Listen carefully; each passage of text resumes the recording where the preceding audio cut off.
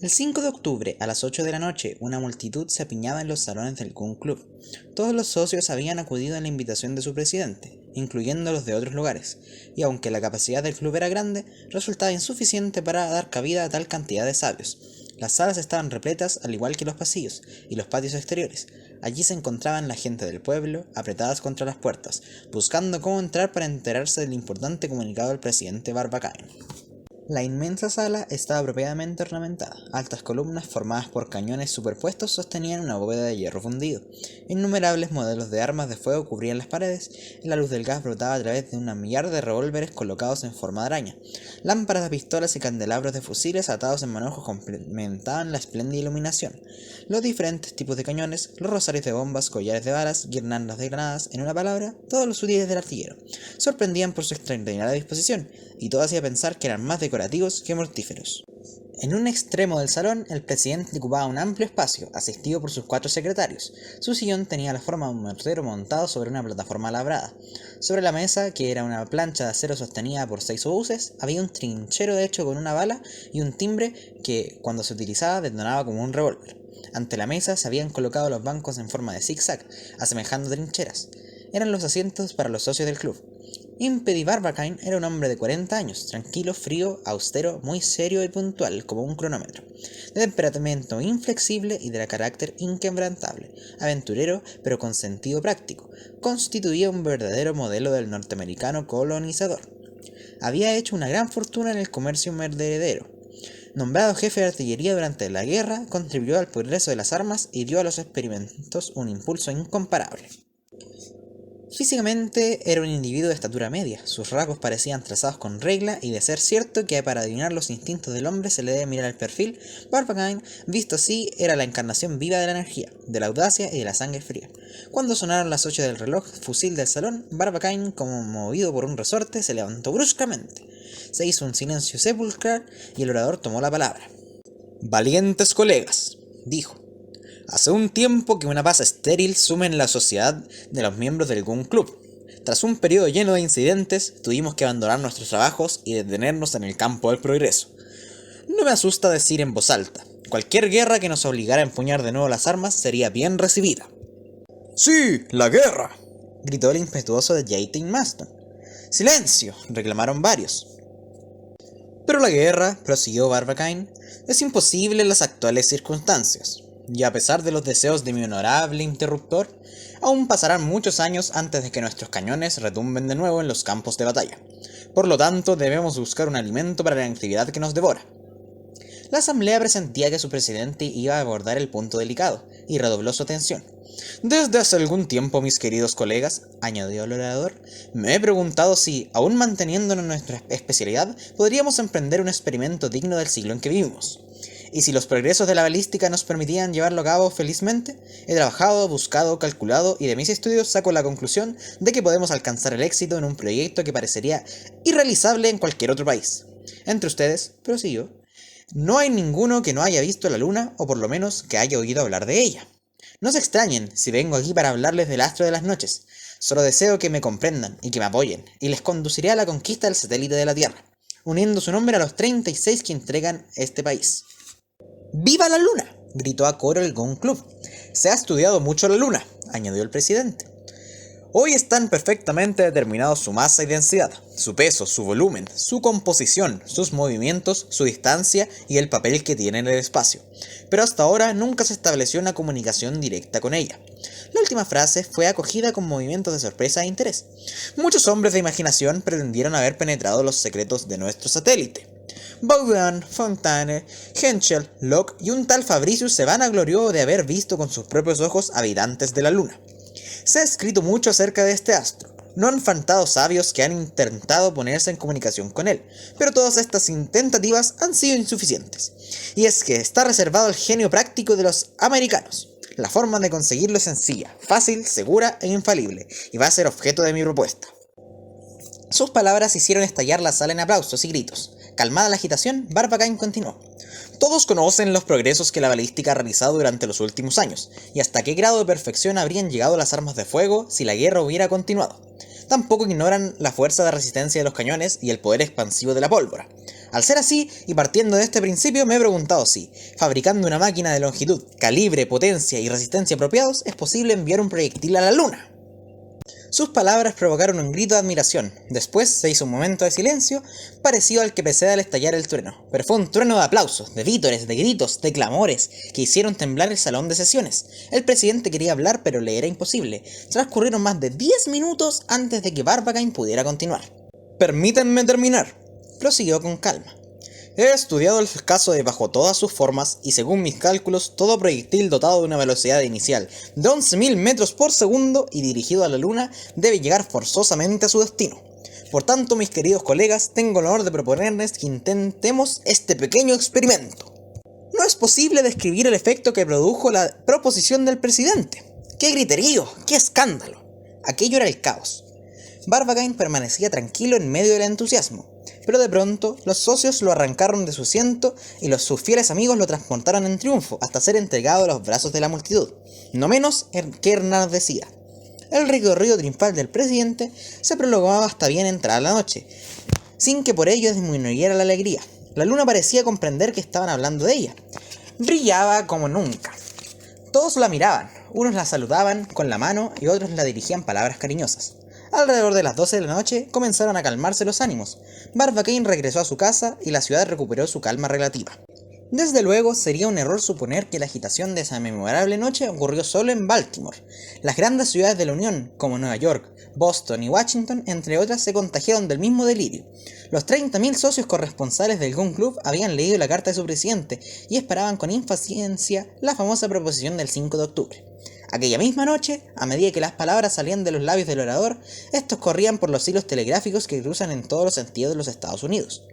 Al día siguiente, 1.500 periódicos, diarios, semanales, bimensuales o mensuales, se refirieron a la idea del presidente del Gun Club. Cierto que solo se trataba de enviar un proyectil a la Luna, pero todos veían este hecho un punto de partida para una serie de experimentos. Todos esperaban que un día América conseguiría penetrar hasta el último de los secretos de este disco misterioso. Y hasta hubo personas que parecían temer que su conquista podría influir en el equilibrio europeo. Barbacane no perdió el tiempo. Su primer paso fue reunir a sus colegas en los salones del Gun Club. Allí, terminadas las discusiones, se acordó de consultar a los astrónomos sobre esta parte del proyecto, enviando un cuestionario preciso y detallado al observatorio de Cambridge, que goza de universal y bien ganada fama. A los 2 días de formulada la consulta, llegó a manos del presidente Barbacane la anhelada respuesta. Decía, 2 puntos. El director del observatorio de Cambridge al presidente del Gun Club de Baltimore. Cambridge, 7 de octubre. Al recibir su atenta carta del 5 del corriente, nuestra oficina se reunió inmediatamente y hemos juzgado conveniente constarle lo siguiente, 2 puntos. ¿Es posible enviar un proyectil a la Luna?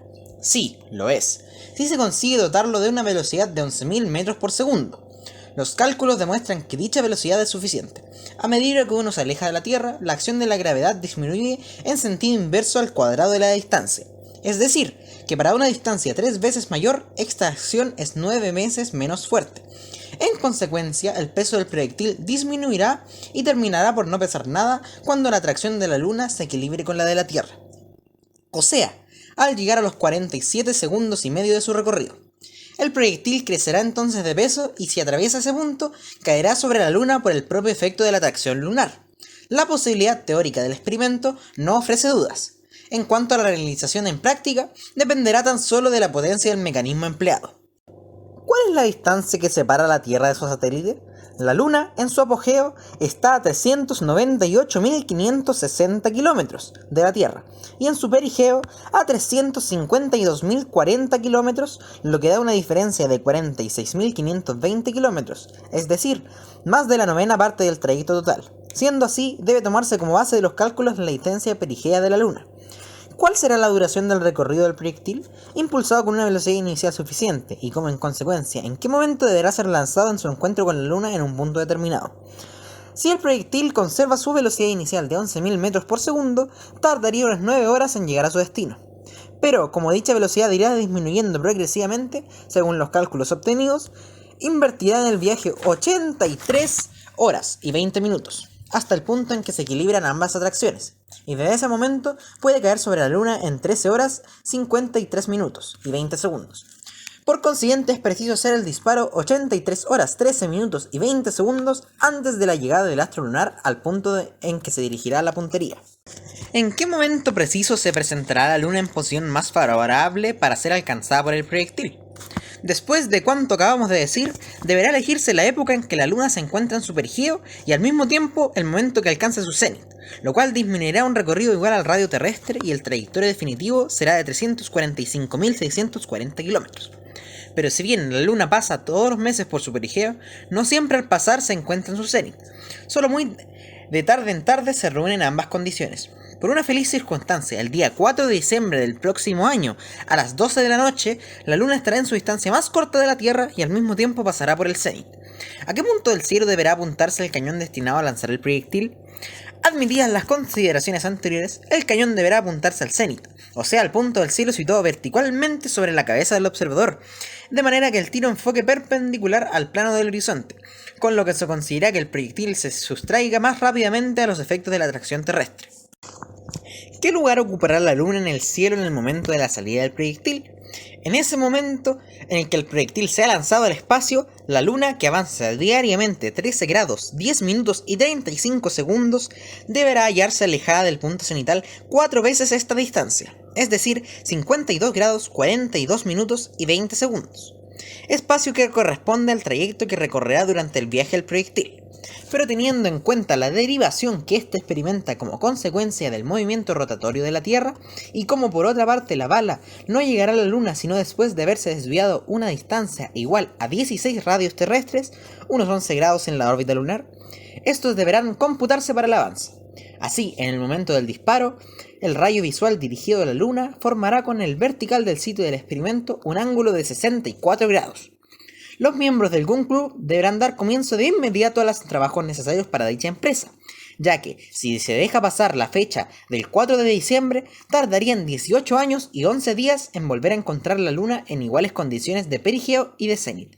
El observatorio de Cambridge se pone a disposición del Gun Club para todo en cuanto se refiere a astronomía teórica y une por la presente sus felicitaciones a las de América entera. Jamie Belfast, director del Observatorio de Cambridge. Un observador dotado de una vista excepcionalmente penetrante y situado en ese centro desconocido a cuyo alrededor gravita y gira el mundo, hubiera visto miriadas de átomos que llenaban el espacio en la época caótica del universo. Poco a poco, en el transcurso de los siglos, se fue verificando un cambio. Se manifestó una ley de atracción a la cual obedecieron los átomos errantes hasta entonces. Estos átomos se combinaron científicamente según sus afinidades y se transformaron en moléculas, y formaron las masas nebulosas que siembran las profundidades del espacio. Entre las 5.000 nebulosas existe una a la cual el hombre ha llamado Vía Láctea. Esta se halla integrada por 18 millones de estrellas y cada una de las cuales es el centro de un mundo solar.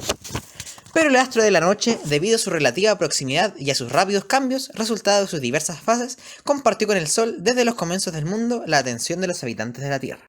Muchos astrónomos de épocas remotas descubrieron ya ciertas peculiaridades que hoy ha confirmado la ciencia, a través de sagaces observaciones ya que carecían de instrumentos ópticos, previeron la mayor parte de la ley que hoy rigen y expusieron por completo el sistema del mundo y el papel que desempeña la Luna en el conjunto de los cuerpos celestes. Con el tiempo, el conocimiento del satélite de la Tierra se hizo más completo. Se llegó a conocer la elevación de sus montañas. La cumbre más alta sobresale de la superficie del disco lunar 7.293 metros, y se observó a la vez que la superficie de la Luna aparecía cubierta de cráteres. Cada nueva observación fue confirmando su naturaleza volcánica, de falta de refracción de los rayos de los planetas que ella oculta. Se sacó la conclusión de que carecía de atmósfera. Esta ausencia de aire suponía, como es natural, la falta de agua.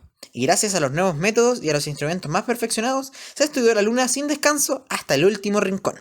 De este modo, se pudo observar que durante la luna llena, el disco parecía rayado con unas líneas blancas en algunas partes, y durante otras de sus fases rayado con líneas negras. A dichas rayas, los astrónomos les llamaron ranuras, y hasta ahí llegaron, con la esperanza de que algún día determinaran con certeza este hecho geológico, así como una serie de murallas paralelas descubiertas en la superficie lunar. Estas dos incógnitas y muchas otras no serán despejadas hasta el establecimiento de comunicación directo con la Luna. En cuanto a la intensidad de su luz, ya nada quedaba por aprender. Se sabía que es 300.000 veces menor a la del Sol y que su temperatura carece de valor apreciable por los termómetros.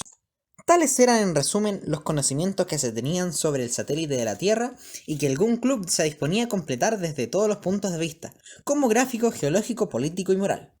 Asterisco. El proyecto de Barbacane tuvo como resultado inmediato el actualizar todos los hechos astronómicos relacionados con el astro de la noche, y parecía que la luna acababa de aparecer por primera vez en el horizonte y que nadie hasta entonces la había visto jamás en el cielo. Se puso de moda, hablar de ella era tema obligado en las conversaciones. América entera se sintió atacada de celeonomanía. Por su parte, las revistas científicas trataron con mayor interés cuanto se relacionaba a la empresa del Gun Club. Todas publicaron, comentándola sin reserva alguna, la carta del Observatorio de Cambridge. Hasta entonces, la generalidad ignoraba cómo se calculaba dicha distancia que separaba la Luna de la Tierra y los movimientos de ella. Se aprovechó la circunstancia para enseñar todo respecto al astro.